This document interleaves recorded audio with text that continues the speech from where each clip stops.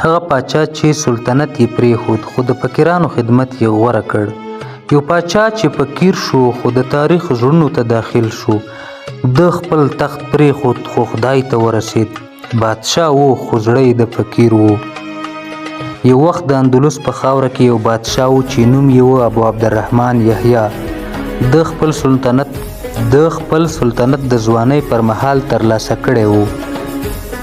شتمني، پوځ، زیورات او قصرونه ټول د هغه لاس کې وو. خو په یوه ماښام د ښار په یوه غریبه کوڅه کې داسې یو څه پېښ شول چې ده ته یې ژوند بدل کړ.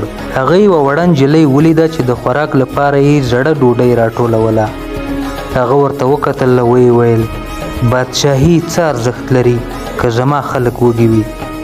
له هماغه ورځې یې دا پرېکړه وکړه سلطنت یې خپل ورور ته وسپاره. خپل ټول زیورات یې خیرات کړل او په خپله د خلکو د خدمت لپاره له ښاره ووت. دی بیا د یوسف فقیر په نوم مشهور شو. خلکو به ورته ویل چې دا هماغه پخوانی بادشاه دی. خو هغه به ویل زه اوس د خدای بنده یم نه د تخت خاوند.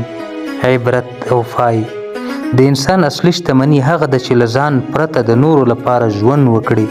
تختونه پاتې کیږي، خلک خیریږي، خو خدمت، صداقت او خدای ته مینه دا تلپاتې ده.